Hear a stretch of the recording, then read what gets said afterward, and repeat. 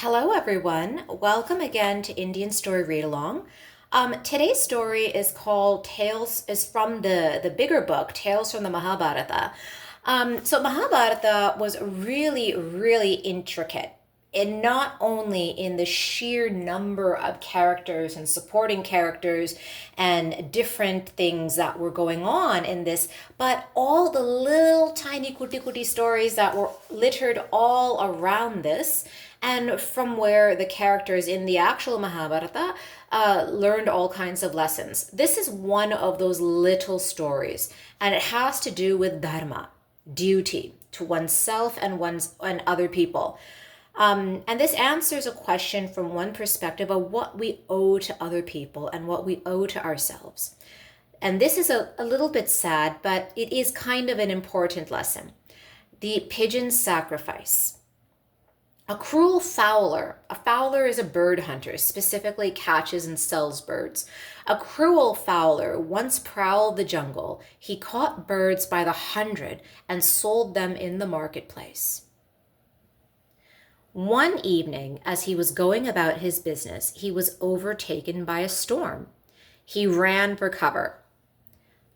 But the storm raged on, the winds howled, and the heavy rains battered the jungle. Birds and animals fled in panic, and the fowler too despaired for his life. So he's in the rain, and animals are running helter-skelter, and he's thinking, what should I do now? I am so far away from the village. Suddenly, I'll die of cold if nothing else. Suddenly, a pigeon caught in that bush. So he's just about to die, or he's worried about how he's going to survive. Then he sees one more bird. He's like, ooh, another bird. Ooh. And then he's thinking, so he's greedy a little bit here too. So he's thinking, it's dazed, but it'll survive. Catching birds had become second nature to him, and he could not pass up the chance of catching one even when his life was in danger. He put the pigeon in a cage and dashed for shelter under a big tree nearby. So then he says to the tree, "Oh tree, I crave your protection. Shelter me from the fury of this storm." Now, it so happened that the tree was the home of the pigeon he had caught. And at that very moment, the pigeon's mate was looking out anxiously for her, wondering when she was going to get home. She should have been home by now. Has some mishap befallen her? So now it's a weird situation. This hunter who caught his wife is taking shelter under the tree, and he's up there worrying. What a fearful night this is. Oh, my beloved wife, where have you gone? I am here, my husband. So I'm sure that they're just going coo, coo, coo, coo to each other. And that's why the hunter does not know what they're saying. They're just cooing to each other. And then husband says, you have been caught. And then the wife says, yes, but please don't hold any grudge against this man. Why does she say that? She says, didn't you hear him ask for a refuge just now? As this tree is our home, he is our guest, and we must show him all the respect due to a guest. And then the husband says, you are right. I would not have said that, you guys. This is a different time. It's a completely different time. If it's Tales from the Mahabharata, all these stories happened before Dwapar Yuga, and which was a much holier time when they observed dharma and everything. I would have been like, look, I'm gonna poke his eyes. You just rock the cage until it breaks and you break out of there. I would have made a plan with my husband on how to break free.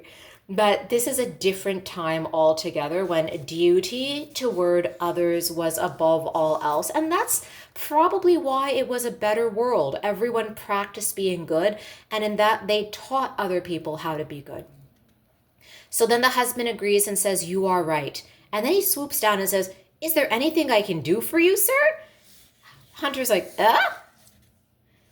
And then he says, well, you can see that I'm shivering with cold. I need fire to warm myself.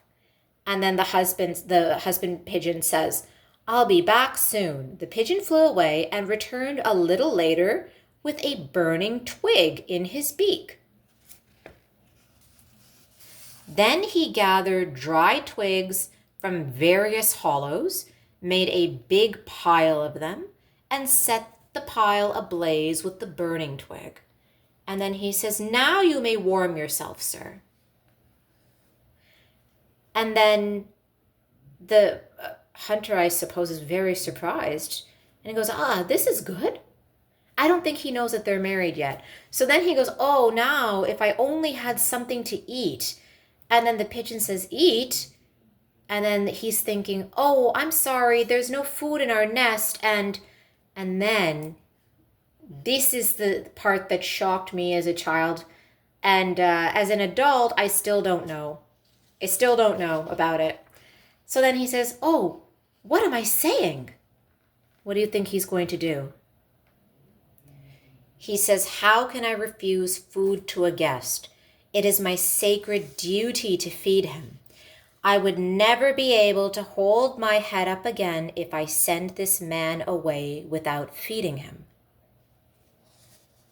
It is better to die an honorable death than to live in dishonor. There is only one thing to do. Oh no! Here is food for you, sir. Eat me, the bird says. So saying, the pigeon plunged into the fire and he sacrificed himself. And then the wife bird is thinking, my husband!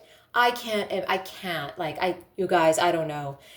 But as I said, this is a different level of dharma that people now in Kali Yuga cannot imagine.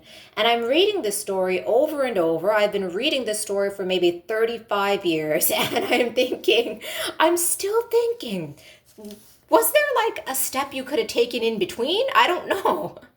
Then even the hunter says, what are you doing? Oh my God, he has given up his life to feed me. But then you think it's extreme, but then you think about all the birds that he's caught, and he's never watched their suffering just like this personally in front of his eyes. And so haven't they all given up their lives to feed him or feed somebody else?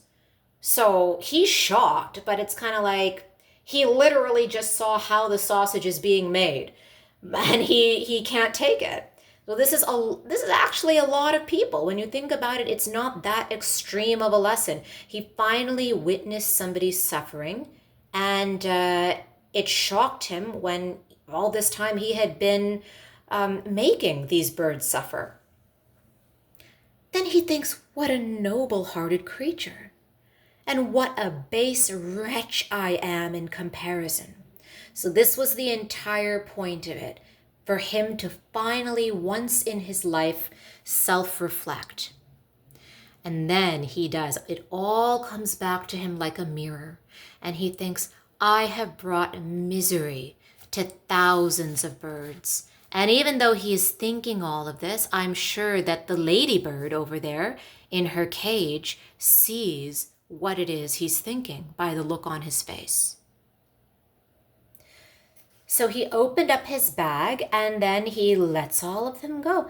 All this time he had a bunch of birds in his bag who were all just kind of like suffering in there, not knowing what their fate was going to be. Go, go, he says, never will I catch birds again. And then he says, great is my sin.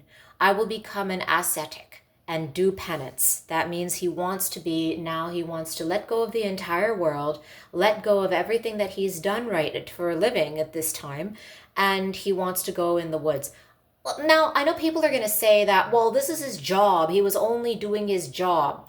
I see that, but then the other argument to that is that if your job is that, I'd find a new job.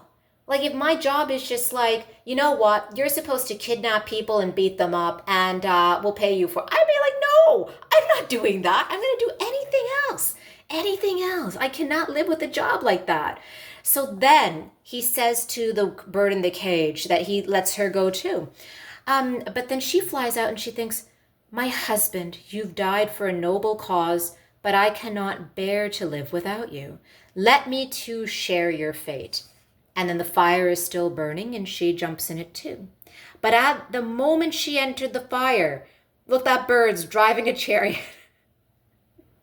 They're like, this is beautiful. It's so sweet, but isn't it funny? A bird is like, you horses, go faster for me. So the moment she entered the fire, the husband is there on a golden chariot and says, "My wife, I have come to take you with me to heaven. Come along." And the two pigeons were united once again in the celestial world. So in previous yugas, this is the end. In previous yugas, Dwapar Yuga, Treta Yuga, says especially Satya Yuga in the beginning, all of these previous eras had dharma and duty towards the world as the highest priority. And Kali Yuga, it's become duty toward pretty much ourselves and everyone who is around us.